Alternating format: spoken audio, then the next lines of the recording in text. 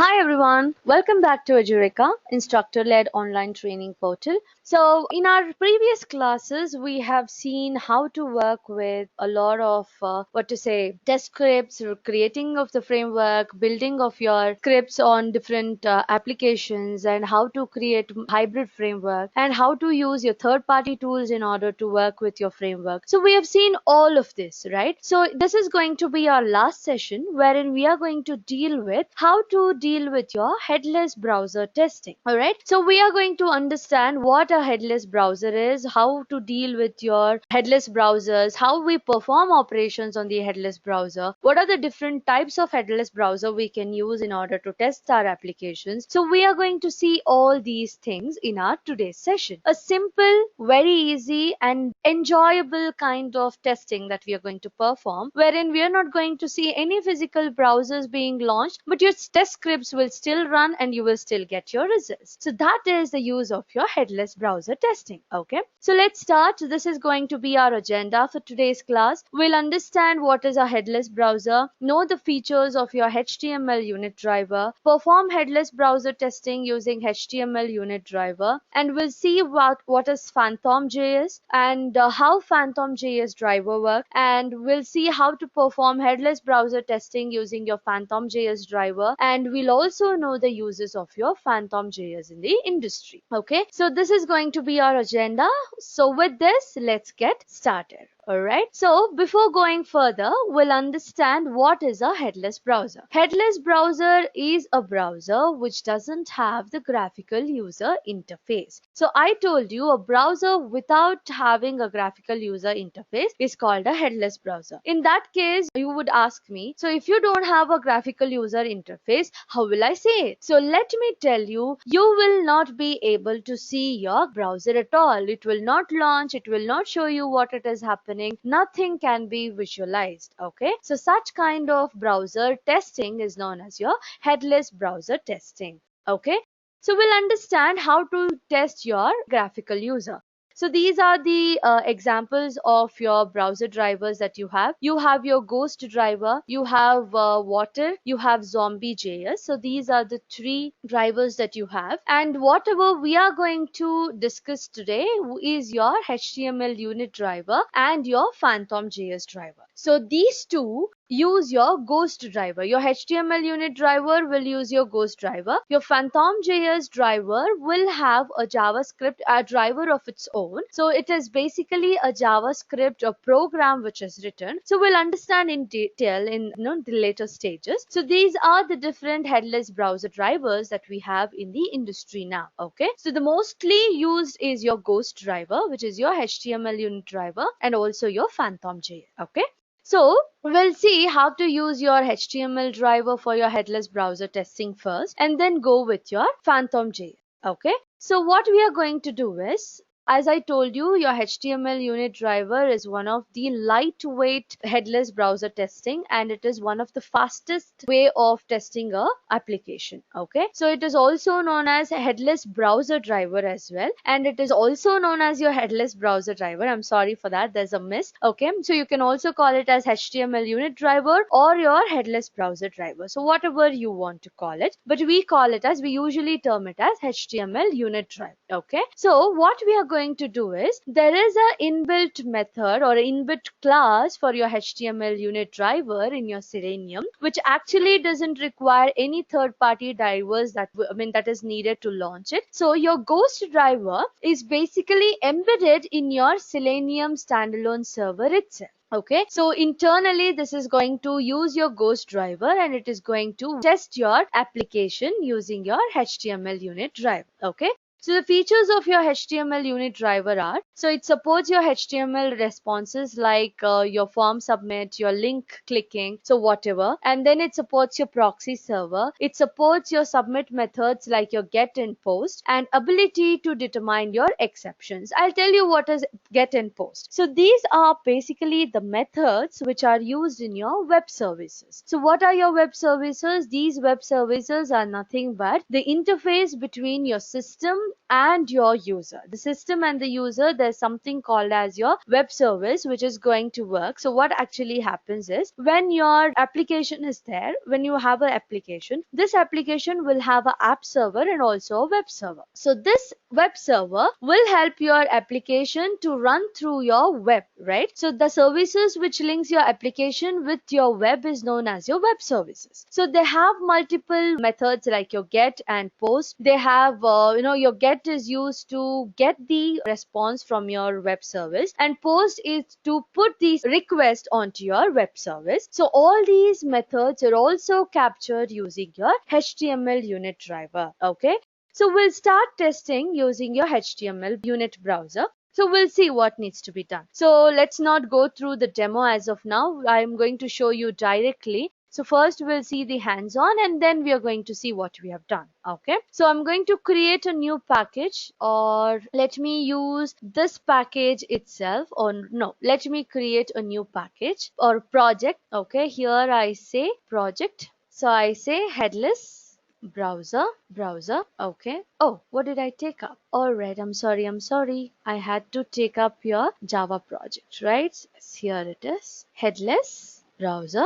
Next, and then finish. So I've opened up your headless browser. So what I'm going to do, I'm going to create a package first. New package. What is the package? com.edureka.html, or I can say headless browser testing. Okay, so this is what my package name is, headless browser testing. So under this, the first browser that we are going to use, or the first class that we are going to use, is your HTML unit driver demo. This is what I'm going to take up, or you can say headless browser testing using your HTML unit driver. So I say headless browser using HTML unit driver. So let me take up your main method, or you can also use your test-ng. So since this is a new project, I don't want to configure the test-ng now. It's gonna take us time. So let's use your main method itself. All I need is a driver, and I'll have to start working with your applications. That is all I want. So now what I'm going to do is, I'm going to launch the browser. Okay, I would type in some text to be found out. Okay, for example, say let me take this up. Just give me a minute. Let me open a new Google Chrome. Okay, the operation that I'm going to perform is open Google Chrome, go to www.google.com, or I'll just go like this, http google.com. Okay, I'm just going to navigate like this. Okay, once I go to google.com, I'll just type in Edureka. Okay, and I just enter. Okay, I'll just search for Edureka. So what I'm going to do, once I enter this page, I'm going to check for the title of this page. This is the scenario, a simple scenario that I'm going to search. That's all, nothing else. Okay, so let me start using it. So what I'll do, I told you there's something called as HTML unit driver already present in your Selenium, right? Oh, what is this? Public static void main. So let me use this HTML unit driver. HTML unit driver. Driver is equal to new HTML unit driver. So you'll be able to see it here. Okay, unit driver. Okay, wait. So let me import this HTML unit driver. So here it, okay, wait. I would just use this copy this. Okay, for this, what am I supposed to do is, I am supposed to use your Selenium jar files, right? So let me copy it here. So I'm going to copy the Selenium jar file. Okay, I'm going to place it here.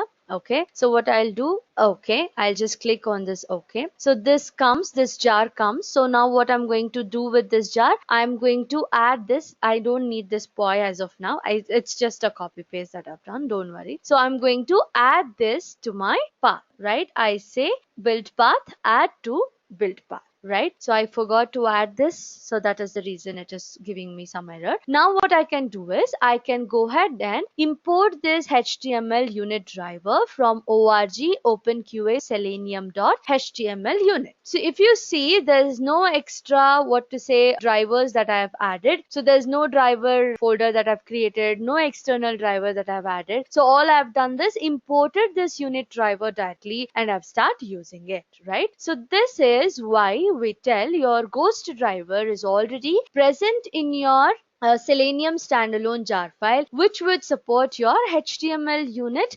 drivers headless browser testing. Okay, so using this, what I might do, I'm going to do all possible operations that you can perform in any application. I say driver.get, so let me pass this http google.com, right? This is what I'm going to do. So once after I go to this google.com, what am I going to do? I'm going to take up this system. Okay, let me use this SYSO. I'm going to take up the title of this page, title of the page first. Okay, so here what I say, driver dot get title, right? Driver dot get title. So next what I'm going to do, I'm going to identify that search box and I would be working on that search box, right? So I'm going to enter the value for this search box. So here is how I am going to inspect it. I'll just inspect it like this. Okay, so let me click on this. Okay, so what it is input, correct? So this is your input. I can find out by your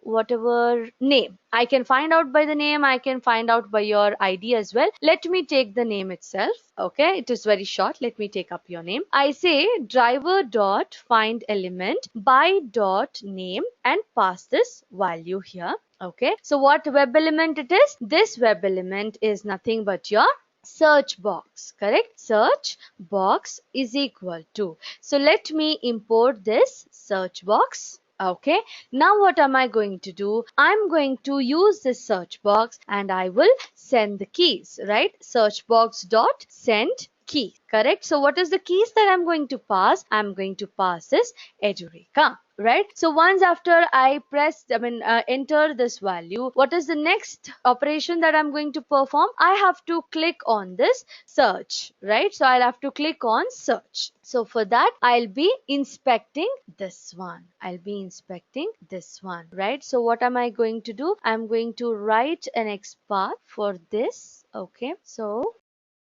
let me class, this is your span class, and I'm going to take up this value as your Google search.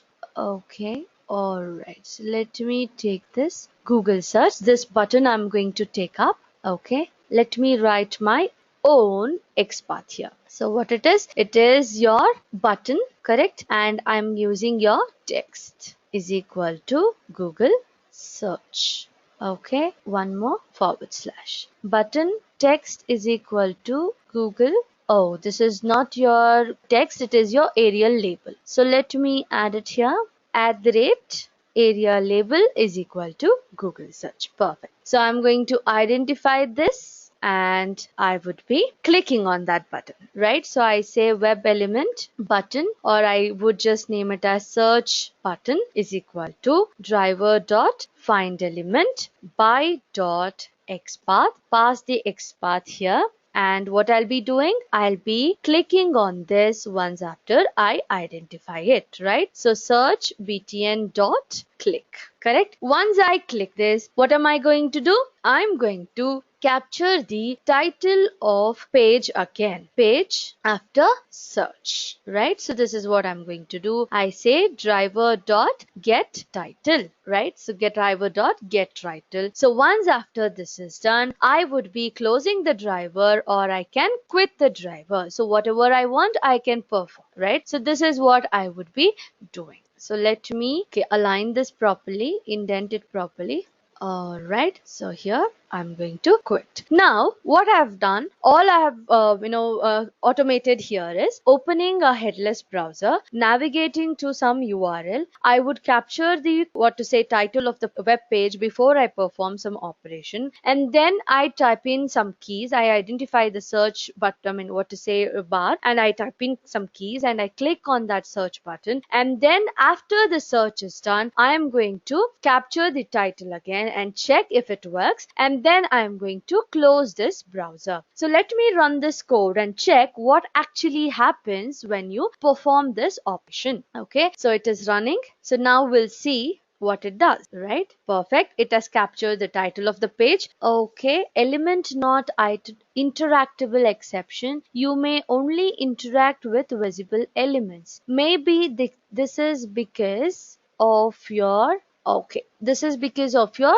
button issue. Okay, this is because of your button issue. So let me use another value and check. Okay, so let me go back to the browser. Okay, this button name is equal to, or let me go to this google.co.in. Okay, and then I'll identify this button based on something else. So let me take this ML. Okay, so this is the one, using your find element by dot your ID. So this is what I'm going to pass and then work. Okay, so here when I go to google.co.in, okay, so it's going to press this. Here I'll be typing this Edureka, right? So once after I find this out, what am I going to do? I'm going to, okay, the problem is here I don't get this search bar. So instead I can inspect this and then choose that. Okay, wait, let me inspect this directly. Inspect. Perfect. So your span class. Okay, control F. What it is? Span text is equal to. So this happens when you start working with your headless browsers. You don't have to worry about it. So let me use this instead of this button directly. Okay. Oh, I'm sorry for that. Driver dot find element by dot xpath, and I'm going to pass the xpath. Okay, and then I'm going to click. So this is search. Okay, I am just marking it as search, and now let me run this and see whether this works or not. So it is now launching your browser, right? Perfect. Okay, there's another error. So no such element exception. There is unable to locate node using your span text. Okay, wait a minute. Let me use your implicitly wait as well. Alright, what am I going to do? I'm going to use your driver dot manage dot timeouts dot implicitly wait 10 time unit dot seconds. Okay, send. Alright, this is the one. Okay, so now let me run and check. Okay, it seems like working, so we'll see. We are not sure what it actually does, so we'll see what it does. Alright, again an exception. No such element exception is because of your Edureka is not coming up, right? So let me fix that. Edureka, it might come up, it might not come up. Okay, now it has come up, but when it is testing there, it is not coming up. Okay, so we'll do one thing. Instead of going to this, let me type in the keys. Okay. So instead of this, let me send your keys directly. Let me pass on your keys directly because the search button is not available. Let me press enter. So how do we press enter? We are going to enter the value on the search box, and then on the same search box, I would be sending keys again. So I'll say keys dot enter. So this is the key that I'm going to send. So this is better in order to search it. Let me run this. Every browser has its own way of setting it up, right? So let's see. Yes, perfect. So now it is working. perfectly fine. So what we have done, we have launched the browser, we have captured the title of the page, and then we type in Edureka and then we press enter. So once we press enter and the page gets loaded, we are going to capture the title of the web page again, right? So this is how you're going to perform the operations based on your HTML unit driver. So did we see any browser launching? No. Did we see any GUI here? No. All we got to know is the operation has been performed in the backend using your implicit methods, using your Ghost driver, which is going to execute your scripts as a invisible test or automation or test execution. So basically you can perform this whenever your system is in a remote location and you want to trigger your test on that particular location and then get your results also available. Okay, so this is about your HTML unit driver. Okay, the second way of testing your applications is using your Phantom.js. So but before we go with your Phantom.js, let's see what we have done with your HTML unit driver. So here what we did is we used your Selenium standalone jar in order to get your unit driver. So this was the demo that we were looking into. We will navigate to Google search box. We will enter Edureka search term on it through send keys and fetch. Once the search criteria has been reached, we are going to fetch the Edureka's page title, right? So this is what we did.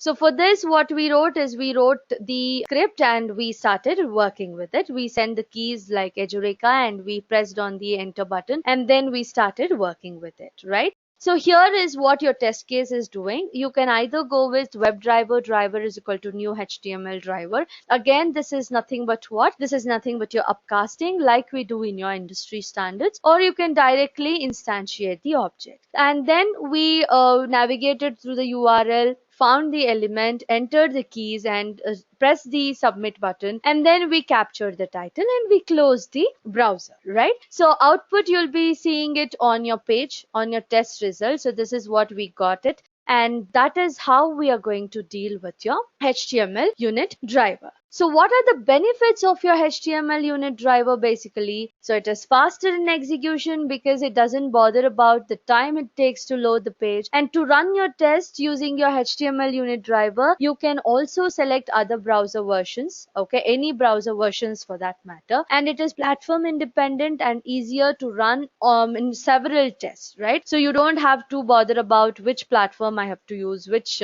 browser that I have to use. So it can use any browser for that matter. So ability to determine exceptions, any exceptions that you get in your real time using your normal browsers, you will be able to capture it using your HTML unit driver as well, right? So this is the benefits of your HTML unit driver. So now you can also use your Phantom.js in order to perform your headless browser testing. We'll understand how, but this Phantom.js needs a driver to be executed, driver to be downloaded, and you'll have to do a little setup in order to work with this. So we'll see in detail how to work with your Phantom.js. But before we get into hands-on with your Phantom.js testing, we'll understand what Phantom.js is and then what is the working or how your Phantom.js would work. Okay, so let's start. So your Phantom.js is a headless browser with your JavaScript API. What is your JS? Your JS is nothing but your JavaScript, right? So as you know, your API is nothing but your application programming interface. To use your Phantom.js with Selenium, Ghost driver is again used, but there is an external jar that we are going to download and we are going to embed with our project. Okay, so your Ghost driver is the implementation of your WebDriver via protocol written in your JavaScript for your Phantom.js. So this Ghost looks very beautiful, right? So that is the representation of your Phantom.js. Okay, and then how it works is So this Phantom.js basically, so you have a driver script which has been written, and you'll have your WebDriver binding libraries, right? So using your HTTP protocol and your wire protocol that we discussed, along with your REST API, that is your application programming interface, your Ghost driver would work with your Phantom.js, and it would talk to your browser, and it would also get your scripts run on that browser.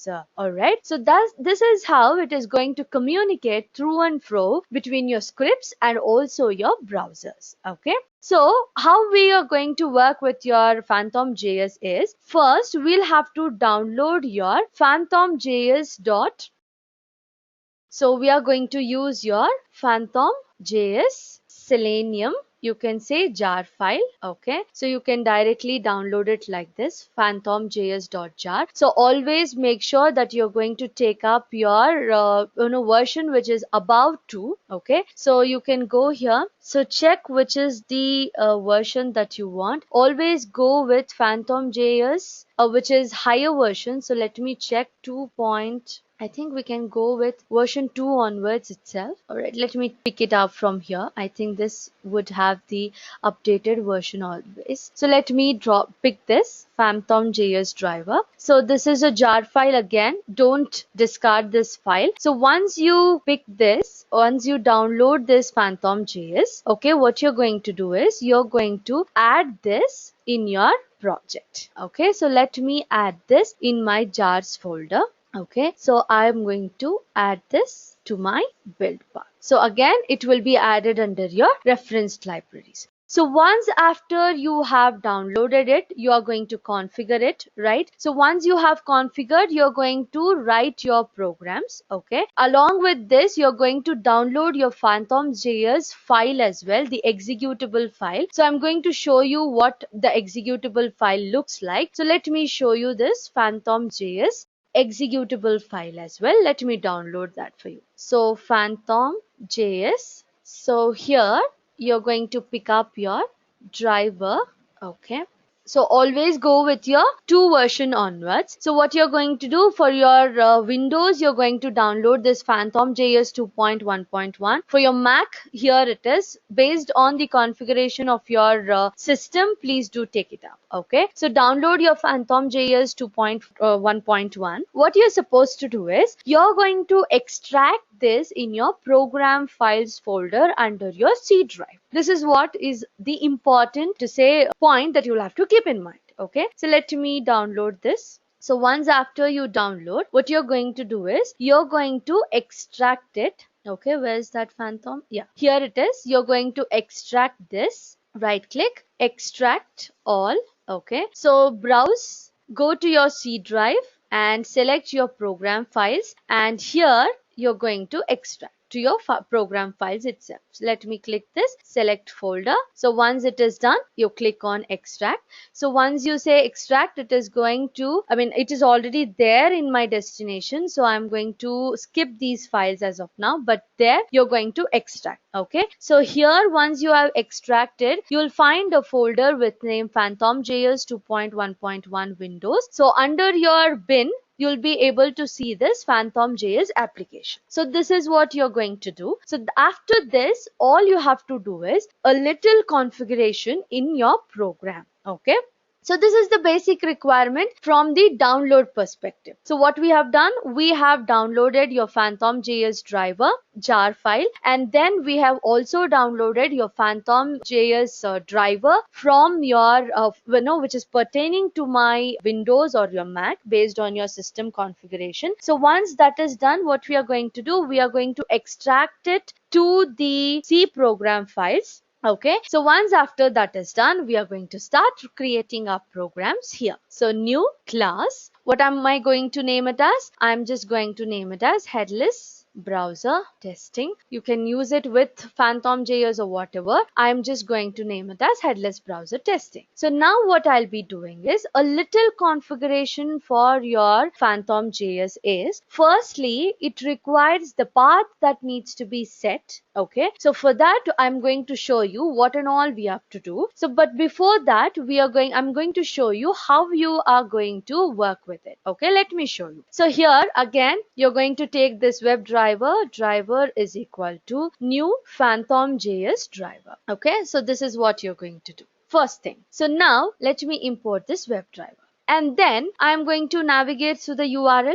Okay, so driver.get. Okay, and I would be taking the same http google.com, the same operation that you have performed for your HTML browser, using your HTML browser. So likewise I'm going to copy the entire program, I'll paste it here. So this is the operation that I'm going to perform. Okay, I'm going to capture the title of the page. Even if you don't give this implicitly weight, it's fine, but still let it be. Okay, so web element search box, I'm going to find for the search box, I'm going to enter the value, and then I'm going to click on this button, that is I'm going to press on enter, and then what I'll be doing, I'll be capturing your title of it, and then what I'll be doing is, before I close this, I'm going to capture the screenshot. Okay, let me capture the screenshot. So what I'll be doing before I close, how do you capture your screenshot? First you need a file wherein you'll have to save this file, right? So what I'll be using is, there is a method called as in your driver. So there's a method called as get screenshot. So I say driver dot get screenshot as. Okay, so let me show you that. Get screenshot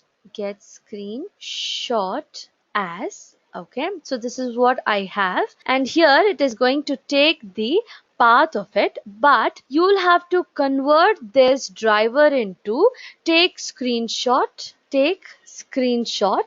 and then you would be working with it. Okay, so here let me pass this. The method is get screenshot. Okay, is it right? So get screenshot as. Perfect. So here what I'll be passing is, I'll be passing your output dot file. So I want it to be in the format of your output. It is taking your CSS. I don't want the CSS. I'm going to take this from output. Let me take your output type. I think that is going to be better, from your Selenium. Output type dot file. This is what I'm going to do. Alright, so now what I'll be doing is, let me import your file. Import from your IO. Okay, and then this is going to add parentheses around cast. Okay, so it's added.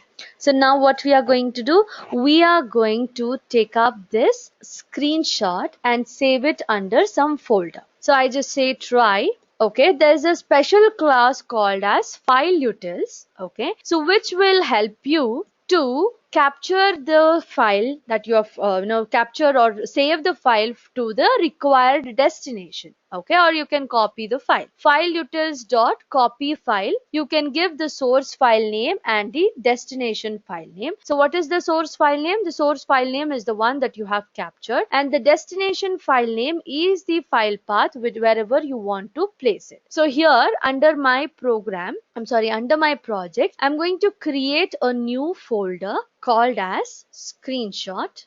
Okay, so and I would pass the path of this screenshot here.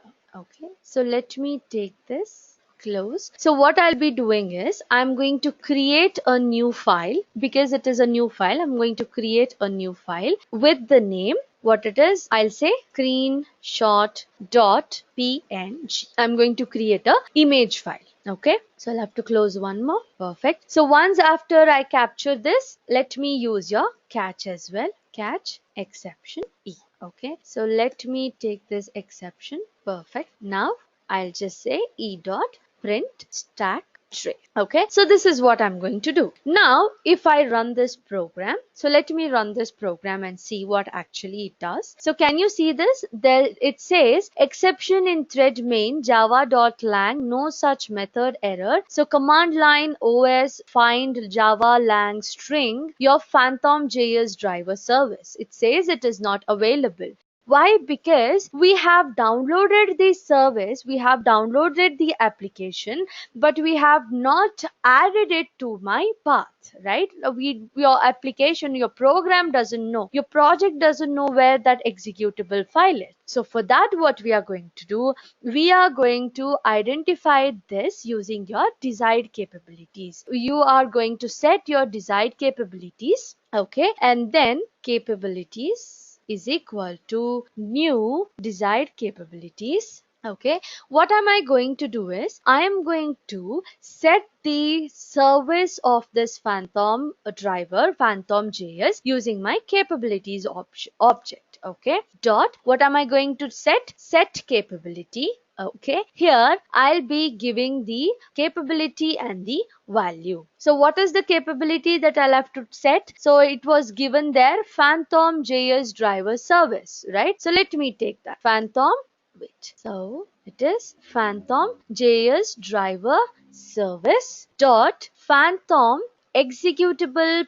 path properties, Phantom JS executable path property. So this is going to be my service, what is it, key, and the password or the path would be the Phantom JS.exe file that you had downloaded, right, into your C drive. In your program files, you have a folder called as Phantom.js. Under your bin, you have this Phantom.js.exe file. So you're going to copy this complete path, okay, and you're going to keep it there. So let me copy this here, and what it is Phantom.js.exe. Let me take up this name. Okay, so now I'll add this exe. So if it is Mac, there's no need for you to give this exe. It is not going to take your exe. Just Phantom JS would work. Okay. So once after I have set this, I should also set some more capability in order to work with this. So what is that I'm going to do is, okay, first let me pass this capability here and then check if this works. Okay, so if this works, most of the times this is more than enough in order to run. Okay, can you see this? It is already running, right? So now what it does, it is going to test whatever code that you have written. We'll see whether it works or not, right? So it says perfect. So with only this, it is going to run, right? So all you have to do is set your Phantom JS executable path property and it would work fine. So if you have taken the screenshot, okay, what you're supposed to do, see, the execution that we have performed is we have launched the browser, we have navigated through the URL, entered some key, press enter, and then get the value. But where's the screenshot? I have told this to take up screenshot, right? In order to get your screenshot, you will have to refresh the page, right? So refresh your project. So if you see here, there's two important things that is captured. One is your Phantom.js driver.log. There will be a log file which would be automatically created. Whatever will be printed on the console will be also captured and put it inside a log file by your Phantom.js itself. Okay, and the second thing is it is going to capture the screenshot because you have added the screenshot, right? So here I say internal web browser. Can you see how it has opened? So this is how it is going to capture your screenshot. Okay, so this is all about testing your application using your headless browsers like your HTML unit driver and also your Phantom JS driver. So let's see how we have worked on this. So importing your packages. So before this, what we did, we downloaded your Phantom JS driver, that is your executable file. And then we also downloaded your Phantom JS driver jar file and we added to our build path. We started importing it. And then what we did is we created a file wherein we capture this Phantom JS driver. See, without your Phantom JS path, it was not working. So you can either directly pass it like this, or you can set the path. Okay. So here we have used your set property, but I suggest go with your desired capabilities. That is one of the best way to do. Okay. And then what we did is we have returned the test, and then your headless browser output would be seen on your console without even launching any browser. Right? So this is about your Phantom JS and your HTML unit driver. So now we'll see where your Phantom JS is used in your industry. So how it works in your industry. When you're working with your Phantom JS, it is basically used for your automation. Okay, you can test your what to say application, web application or web pages, and it is basically used for your network monitoring. Right, so how this is going to test the application, what is the time that it is going to take, how the network responds to the what test that you're going to perform. So all these network monitoring would be done using your Phantom JS. How your Phantom JS would help you to monitor that? It creates a log file with the time frame as well, as in saying that which time what actually happened, right? So network monitoring will be, very easy with your Phantom JS, and running unit tests on the command line is also possible using your Phantom JS, and it generates employee handbooks from your HTML to PDF, and it also performs your headless testing. So this is about the usage of your Phantom JS in the industry. So most of the times we might use, we might not use. So as I can tell you, in my what to say experience of so many years in IT industry and into automation, I have used only once or twice. So hardly once or twice I've used your Phantom JS and your HTML unit driver. Most of the frameworks that we have developed will not be a headless browser testing, but instead it is going to be your graphical user interface itself, wherein you're going to physically launch your browser and then you're going to test it. But this is very important for you guys to know how to perform your testing, automation testing, even without your browsers, right? Headless browsers. So to summarize, in this module, you have learned about headless browsers, the features of your HTML unit driver, how to perform headless browser testing using your HTML unit driver, what is Phantom JS, how Phantom JS driver works, so how do we perform headless browser testing using your Phantom JS driver, and how Phantom JS is used in the industry, right? So with this, we are going to end this session. And if you have any questions, please feel free to drop us an email or contact our support team, so who will always be there for you guys to help you guys. Okay, and again, as I always tell you, your feedback, your complaints, your suggestions, your likes or your ideas, whatever it is, we are open for everything. Please do spare us some time from your daily schedule and take up this survey, which will help us to serve you better. All right, and thank you so much for being with us. I hope you guys have understood the concept. If you have any doubts, please feel free to reach out to us and we'll be there to help. Okay, see you guys, have a nice day, bye bye.